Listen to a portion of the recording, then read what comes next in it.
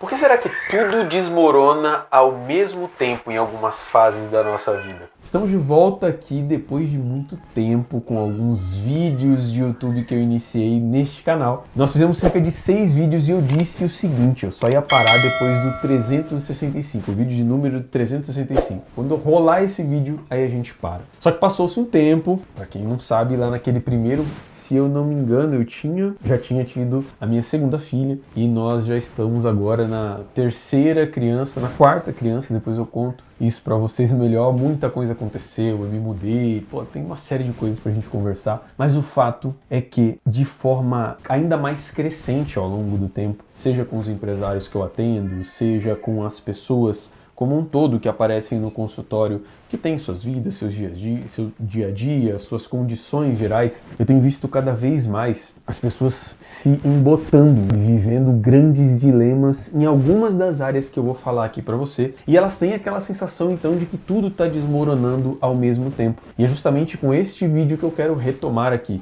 Só que eu já falo pra vocês o seguinte, além de pedir pra vocês se inscreverem, deixarem a curtida de vocês, eu vou pedir duas coisas além dessas básicas aí do YouTube. Primeiro, cenário. Me ajudem com cenário. Eu sei que tem muito a melhorar, a galera que entende de iluminação, de câmera, das coisas gerais aí. Conto com a ajuda de vocês nisso, para que vocês participem ainda mais desse canal aqui. Ademais, conto com vocês na seguinte questão. Teremos vários quadros aqui, como vocês viram, até agora nós temos o História Nossas Histórias, que eu pego um dos livros que inclusive está aqui, que é o Livro das Virtudes, e vou trabalhando ali umas histórias, conto uma história para vocês e faço uma reflexão ali. Eu sempre quis fazer algumas coisas ligadas a filmes, músicas, mais um entretenimento ali, e mais do que nunca, eu tenho um trabalho muito específico na área empresarial e eu quero falar sobre isso também com vocês, que estão aí ralando o dia inteiro, quem empreende, quem toca um negócio de forma autônoma. Então, assim, tem muita coisa pra gente conversar. E, é claro, pra quem gosta de psicologia em geral, Lucas, eu gosto de ouvir sobre desenvolvimento, sobre vida, vai ter aqui um espaço pra você também, de alguma forma. Mas, pessoal, vamos lá. Existem diversos autores, existem diversas frentes que vão trazer para nós algumas reflexões muito importantes sobre quando as coisas começam a desmoronar. E é claro, as áreas da vida no primeiro momento podem parecer subjetivas para algumas pessoas. Então não vou falar exatamente assim, olha, se é no namoro que está desmoronando, se é no trabalho que está desmoronando. Eu vou falar de uma parte ainda um pouco anterior. Vejam o seguinte, a cada época, as coisas se aceleram mais, como vocês sabem, por conta das informações, por conta da quantidade de pessoas no mundo, por conta de acessibilidade, seja lá o que for. E aí o que vocês vão reparando de forma mais macro é um pouco do que eu vou trazer aqui. Primeiro, existe uma condição biológica nossa,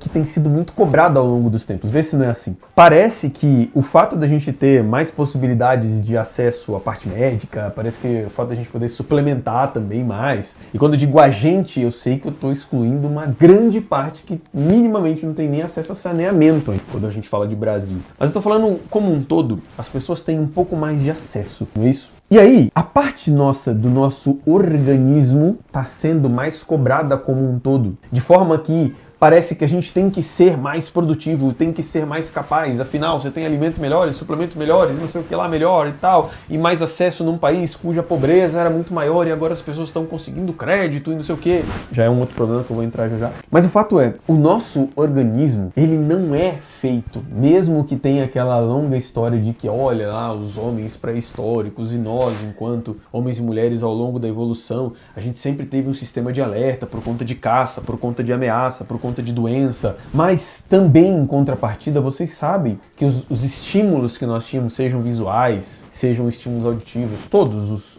as interferências no nosso organismo eram menores antigamente. Isso faz com que agora a nossa biologia seja mais exigida, pessoal. E é por isso que, ao passo que nós temos mais acessos, nós estamos mais cansados também, tá? Nós estamos com mais um ritmo biológico mais exigido. Isso não é sinônimo de a gente ficar se escorando e falando, ai, tá vendo, é por isso que eu estou cansado, né? Tem outros elementos que a gente ainda vai conversar em outros vídeos, em outros conteúdos. Mas isso não é motivo pra gente trazer esse tipo de desculpa. Só que é fato que, com o passar do tempo, a nossa parte ligada ao estresse está sendo mais exigida por conta dessa série de estímulos que estão aparecendo ao longo da vida, ao longo dos dias. E aí, a gente vai ficando mais cansadão, mais cansadona mesmo, e gerando mais cobrança, gerando mais circunstâncias pra gente achar que a gente deveria fazer mais e entregar mais, e muitas vezes, de fato, a gente podia e devia entregar muito mais mesmo, tá? Só que esse estresse, essa sobrecarga que vai acontecendo a título de corpo, vai gerando em nós, então, muito mais desgaste. Você vê que os jovens, pessoas jovens ainda hoje, já estão lá, né, com as suas calvícies, já estão lá com as suas oxidações, como alguns médicos vão falar, aquela coisa ligada ao estresse mesmo físico que vai fazendo com que a gente perca cabelo, com que a gente tenha mais dificuldade hormonal, intestinal, e os alimentos e todos os etc. envolvidos aí dentro, né, nas nossas funções executivas do dia a dia. Além disso, então você tem autores que defendem isso, tá? Além disso, você vai enxergar autores, por exemplo, da neurociência, um outro ponto aqui já falando não só de biologia corporal, mas muito mais focada ali no cérebro, que, cara, o nosso córtex está sendo muito mais convocado nas decisões, nas razões que a gente tem que tomar ao longo do dia. E, bicho, isso vai realmente também criando em nós um nível de fragilidade, um nível de aspectos mentais sendo muito mais exigidos mesmo, criando muito mais planos, muito mais circunstâncias ou desejos que seja de controle. E aí, cara, é como se a gente soubesse grande parte das coisas que a gente precisa fazer, mas a gente não conseguisse mais. São um dos relatos que eu recebo muito. Cara, pô, gente, parece que eu não consigo executar. Vamos pegar no início desse ano, vocês que conhecem o Neymar, né? Todo mundo conhece o Neymar, época de Copa aí, todo mundo falando. O Neymar, no começo do ano, dá uma declaração de que pela primeira vez, um dos grandes aspectos que ele teve dificuldade de tocar a vida dele, de tocar o futebol dele, eram dificuldades mentais. O mental dele passou a influenciar muito em todo o conjunto de vida que ele tinha para os negócios, para o futebol, e aí ele chora e desabafa e tudo mais. E isso não é à toa, porque se a nossa biologia no primeiro momento, como eu falei, nos pesa, e já tem inúmeras pesquisas ligadas a isso, aí você vai tendo, sei lá, problemas de coceira, problemas de angústia, dificuldade para dormir, etc. Por outro lado, na nossa parte neurocognitiva, a gente vai tendo mais dificuldade de tomada de decisão, você vai vendo pessoas com mais dificuldade para aquilo que as empresas, por exemplo, chamariam de proatividade, mas é porque o cara não tem as conexões básicas para ele iniciar certos movimentos na vida dele, tá? Por outro lado, por que, Lucas, que tudo parece desmoronar ao mesmo tempo? Porque vocês estão vendo também, mais do que nunca, uma baita de uma interconexão gigantesca entre questões econômicas, questões de geopolítica. Não são os mesmos tempos de antes. Você vai pegar lá, sei lá, Durkheim, que o pessoal veio falar sobre a parte de sociologia, né? E, meu Deus, como é que as pessoas estão sofrendo diante de um tempo contemporâneo, de uma circunstância contemporânea,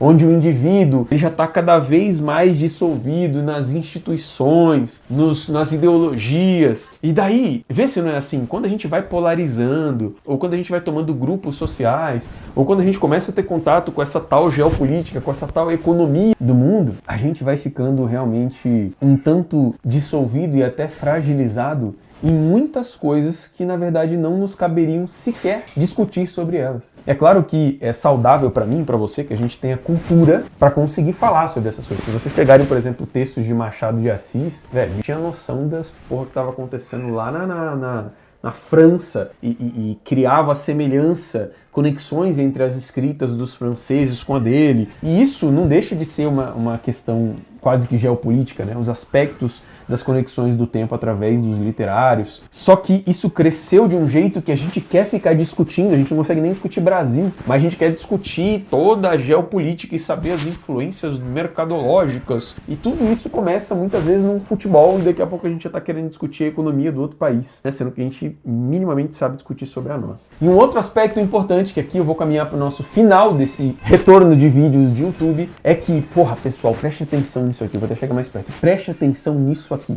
Quando a gente sai só dos aspectos metrificáveis, então até agora a gente estava falando de biologia, de alguma forma a gente consegue medir com exames, ver algumas coisas. Neurociência, já tem vários exames de imagem, dados clínicos e técnicos. A gente passou por questão de economia, geopolítica, tudo para dizer dessa agitação nossa, que às vezes parece que está tudo desmoronando, e a gente está sofrendo o impacto de tudo isso, né? Biologia, neurociência, mercado, país e todos etc. Tem uma outra circunstância que não é tão metrificável assim, minimamente falando, né? Nos micro detalhes, que são os aspectos filosóficos mesmo. Vocês sabem aqui, vocês que me seguem, sabem que eu gosto de estudar, de entender um pouco mais do grande legado que Tomás de Aquino deixa para a filosofia, sua grande contribuição. E aí vai ter os que não gostam, que não, dane-se, eu gosto pra cacete. E aí você vai ver que São Tomás de Aquino traz essa perspectiva também das nossas paixões e dos nossos vícios, dos nossos hábitos bons e dos nossos hábitos ruins, das coisas que a gente está fazendo que estão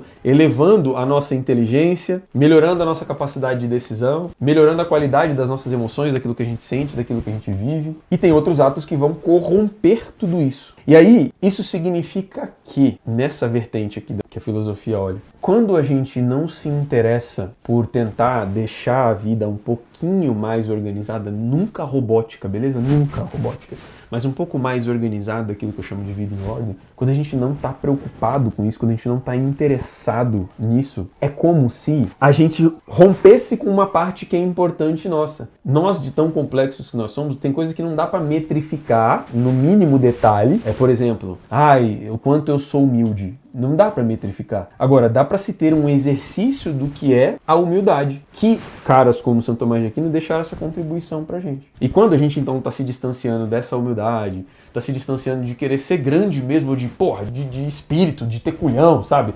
Magnanimidade que a gente chama.